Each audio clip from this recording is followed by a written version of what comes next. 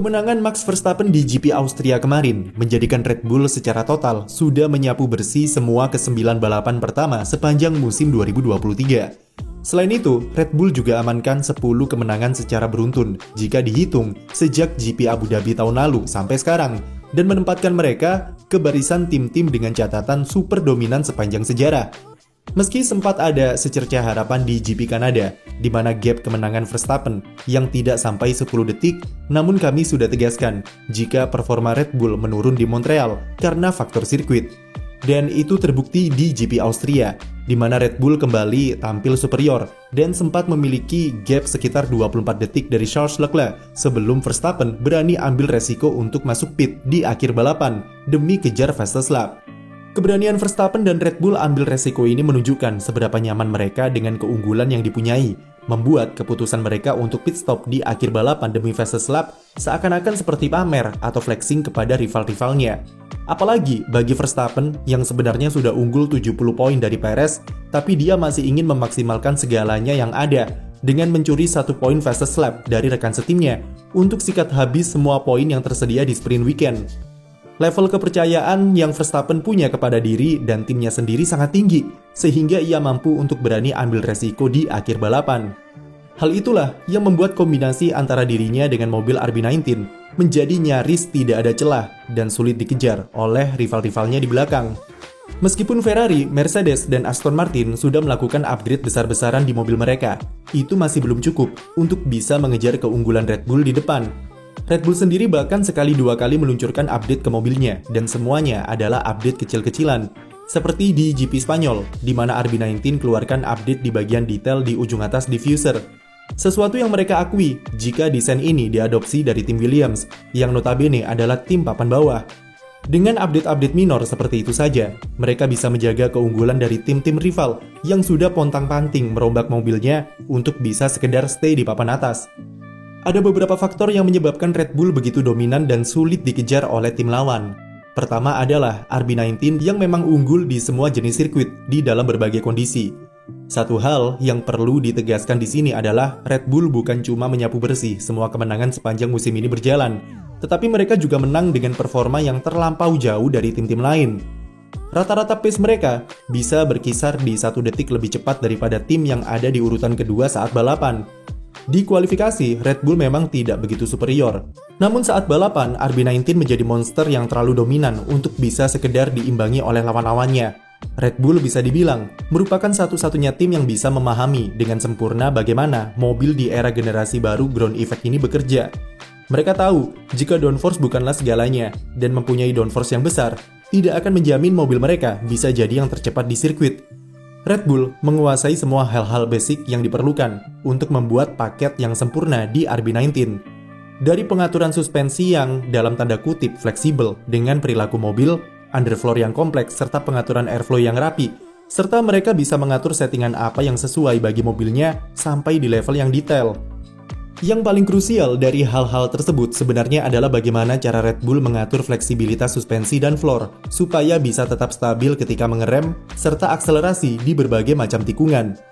Sirkuit Red Bull Ring bisa dibilang mengekspos semua keunggulan tersebut dari mobil RB19 dan membuatnya makin superior di depan. Red Bull Ring punya 2 tipe tikungan dengan karakteristik yang jauh berbeda, yaitu tikungan lambat di sektor pertama dan tikungan cepat di sektor kedua dan ketiga. Perbedaan kecepatan yang signifikan tersebut biasanya akan memaksa tim untuk mengorbankan salah satu atau harus memilih settingan mobil mau difokuskan ke tikungan lambat atau tikungan cepat. Namun berbeda dengan Red Bull yang mampu menghasilkan mobil yang stabil dan seimbang meskipun di trek yang punya 2 karakteristik berbeda. Ketinggian floor atau ride height dari mobil RB19 bisa disetting sangat rendah untuk memaksimalkan performa di tikungan lambat. Namun entah bagaimana caranya, Red Bull bisa membuatnya tidak terlalu rendah ketika dilibas di tikungan cepat. Biasanya di kasus-kasus seperti di Ferrari, mereka akan mengalami purposing di tikungan cepat karena ketinggian floor yang terlalu menempel aspal. Tapi itu tidak terjadi di Red Bull dan raihe mereka tetap stabil di sektor kedua serta ketiga, yang berdampak pada performa downforce yang konsisten. Yang jelas adalah keberhasilan Red Bull menyeimbangkan jumlah downforce yang besar dari underfloor dan diffuser dengan ride quality yang stabil dari desain suspensi membuat RB19 jadi mobil yang tangguh di segala macam sirkuit. Faktor kedua tentu adalah tim-tim lain yang masih belum konsisten, meskipun sudah meluncurkan update besar-besaran, terutama Mercedes dan Ferrari yang sampai merubah konsep desain sidepod mereka di pertengahan musim. Sampai saat ini, performa dari pesaing-pesaing terdekat Red Bull masih naik turun dan masih tergantung dari seperti apa tipe sirkuitnya.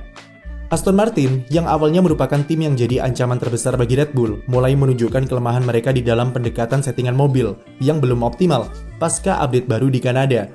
Mereka juga masih punya kelemahan fundamental di sisi top speed dan drag mobil yang relatif besar. Sementara Mercedes bisa tampil kuat di Catalunya setelah memperkenalkan sidepod baru di Monaco. Tetapi performanya makin turun di Kanada dan Austria kemarin. Masalah fundamental di W14 berupa tidak stabilnya grip ban belakang juga belum diselesaikan oleh Mercedes. Lalu Ferrari yang sudah mulai improve setelah merombak desain semua komponen aerodinamika di mobilnya sejak GP Spanyol. Namun, performa Ferrari ini masih menyimpan tanda tanya besar. Apakah cuma karena faktor sirkuit atau memang faktor update yang bekerja dengan baik? Performa ketiga tim ini masih naik turun dan saling bergantian dalam mengisi posisi sebagai pesaing terdekat Red Bull. Namun inkonsistensi mereka bukanlah tanpa alasan. Dengan begitu jauhnya keunggulan Red Bull di depan, mereka sadar jika mustahil untuk bisa mengejarnya dengan sekejap mata. Oleh karena itu, ketiga tim tersebut kemungkinan besar sudah melupakan musim 2023 dan memanfaatkan sisa balapan tahun ini sebagai research untuk pengembangan mobil 2024. Perubahan desain Mercedes dan Ferrari sudah menunjukkan pengorbanan yang mereka ambil supaya bisa memahami karakter mobilnya lebih dalam sejak dini, yang kemudian dipakai sebagai dasar development mobil tahun depan. Faktor ketiga, kenapa Red Bull bisa sangat dominan, tentu adalah karena memiliki sosok Max Verstappen di dalam kokpit. Verstappen telah membuktikan jika dirinya sudah teruji di segala macam kondisi sirkuit dengan tekanan yang berbeda-beda. Ketika sedang ada di situasi sulit seperti suhu trek yang dingin atau cuaca yang berubah-ubah, Verstappen masih bisa menemukan cara untuk memaksimalkan performa RB19. Selain itu, konsistensi Verstappen juga kunci kenapa dia sulit dikejar. Kita tahu, jika pembalap Belanda ini terkenal dengan performanya yang selalu konstan tanpa celah bagaikan robot. Meskipun dia sedang alami off weekend, Verstappen bisa memastikan podium runner-up dan jadi satu-satunya pembalap yang selalu finish di podium musim ini. Jika tanpa Verstappen, kami cukup yakin performa Red Bull tidak akan sedominan sekarang. Cukup lihat Sergio Perez yang masih sering alami kesulitan untuk membawa mobil sekelas RB19 dengan 4 kali gagal lolos dari sesi Q2 di kualifikasi sudah membuktikan seberapa bagus Verstappen saat ini. Kalau berpikir realistis, gelar juara dunia sepertinya sudah digenggam satu tangan oleh Max Verstappen dan tinggal seberapa cepat ia bisa memastikan titel ketiganya. Harus diakui, dominasi memang membosankan dan wajar jika banyak fans F1 mengeluh dengan hal ini. Tapi seperti yang kami katakan, dominasi adalah sebuah keniscayaan dengan iklim kompetisi F1 yang mengandalkan sistem meritokrasi. Yang bisa kita harapkan adalah tim-tim rival seperti Mercedes, Ferrari, dan Aston Martin bisa membuat mobil yang jadi penantang dominasi Red Bull di tahun 2024. Atau paling tidak, meski kami tidak setuju, FIA bisa turun tangan secara langsung untuk bisa memutus superioritas Red Bull seperti cara mereka menghentikan Mercedes serta Ferrari di masa lalu. Sekian video dari kami, jangan lupa beri like dan subscribe untuk konten F1 lainnya.